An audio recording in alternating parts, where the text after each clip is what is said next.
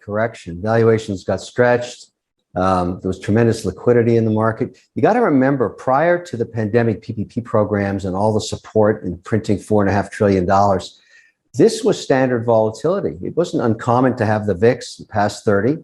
And we forgot about it. You know, a whole generation of investors forgot or never learned what volatility was. Well, welcome to volatility. And now it's affecting many different sectors with the exception of energy for obvious reasons. But each sector seems to get maligned every second week. And so the whole market's PE is being taken down with the uncertainty around inflation, Ukrainian war. And this has been talked about for weeks now, but there's no safety in saying I'm going to go hide in Walmart, for example. You just lost 20% there. That's because the market's trying to figure out what comes next. No, generally a bottom, and I've seen this movie so many times before, is you need a big institution to go bankrupt. That always helps. I mean, you have to sacrifice an institution to get this to work, because then you get a dramatic flushing of equity positions as panic sets in. Margin calls are called in, shorts, are bought. They basically bought themselves in already, and then you get this big leg down. Usually, it's 5 to 10%, and that is the bottoming process we need. Now, this time, I was thinking it might be in the crypto space. But that's already been decimated. And so it may be something else, a financial services company, or, there was some rumors about Coinbase that turned out not to be true. But you need somebody's offside somewhere on a leveraged hedge position. You just don't know who it is yet. And they're big. And we're going to wake up in the next 10 days, 20 days, and you're going to find out they're a zero. That's a good thing. And I'm waiting for that to happen because we're getting close to a bottom here. It usually happens in financial services where somebody was trying some strategy, a leverage strategy. It's always leverage that does this, or a hedge fund. Hedge funds, a good hedge fund that loses 10 or 20 billion, that's also good for flushing. And that's happened many times before. These are guys that, have never seen this kind of a market. So they set up a position that went awry, couldn't unwind their leverage, and they just get wiped out. And again, I feel sorry for them, but I think it's very healthy when that happens. And the trouble with this correction is it's a slow grind down 1 to 3% a day. And you don't really bottom till you get that flush. First, I would say, including anybody that wants to make forecasts about when the start of a recession happens, they simply don't know. And nobody knows right now because it's really hard to read the tea leaves in this market. And so the question that everybody, including me, has every day when I see a correction like this, when I see Walmart down 20%, for example, which is a bellwether stock, if I'm an opportunist, I might put on a position. But what I'm doing right now is I'm waiting. I'm waiting for the big event, as I call it.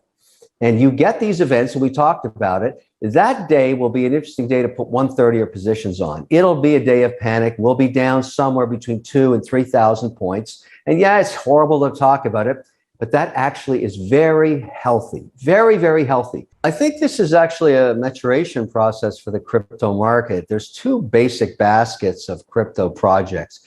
One, highly speculative tokens, and you could say UST and Luna certainly fit that because they've been repriced dramatically. Highly unlikely in the context of stable coins will they ever return to their old prices because people have figured out a stable coin should be stable. And that means it has to be backed by something of asset value.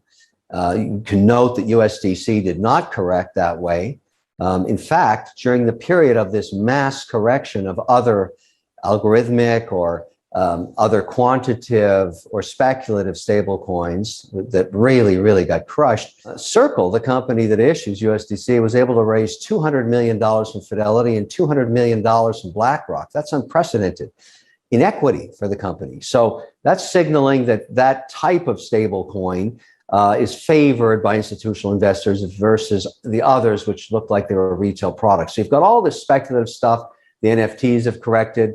The Las Vegas side of crypto has had a nightmarish correction. And I think that's very good in the sense that it helps separate the wheat from the chaff, or the cream from the milk, if you wish, whatever analogy you want. Because the traditional projects have remained relatively stable. Sure, they've had a correction, but it's not uncommon each year for Bitcoin to give up 50% of its value, and that's certainly been the case here. Ethereum, same thing. And so that's the volatility that will be inherent in crypto until there's policy.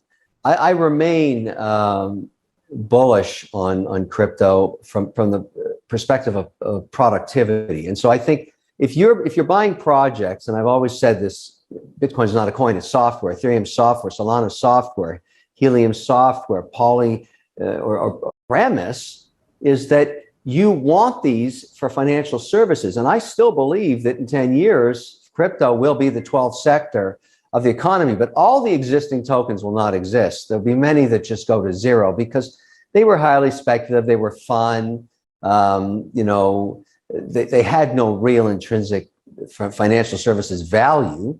But if you were to ask me about USDC and say, look, where's the value of that? Well, first of all, you can stake it or loan it at a 4% rolling annualized yield every 30 days, and that's valuable in inflationary times.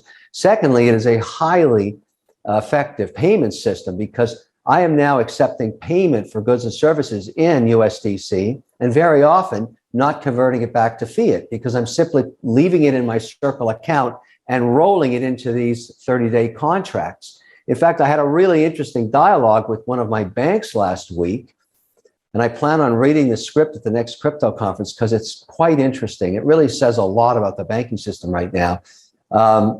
I cannot buy more than a 3% weighting in any mandate of USDC because my regulator, or my compliance department, I should say, treats it as a highly volatile equity, as evidenced by what happened to Luna, what happened to UST. So they're looking at that, not differentiating the difference between those two tokens. So they're saying, look, you can put on a 3% weighting.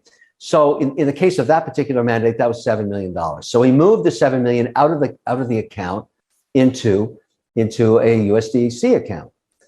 And within hours, I got a phone call from the bank saying, what happened to that $7 million? Why didn't we get a chance to bid on it? I said, okay, bid on it. Right now, I'm staking it out at 4% for 30 days. Right. They came back, gave me double B corporate credits for 3 years at 3%. And I said, why would I ever do that? You're not competitive. You've got to meet me at 30 days for 4%. And then they sent me all the articles about the correction of Luna. And I said, Luna is not USDC. These banks are now finding themselves getting squeezed because people are figuring out they're not advancing enough into understanding how crypto works. And their clients, I'm just one client, are moving millions of dollars out of their account elsewhere. And I said to him, look, you can bid for this money anytime you want, but you have nothing of value to me if I have to pay 100 basis points less and tie up my money for 3 years and a double B corporate credit. You're not even competitive. You're not even near what I can get. So there you have it.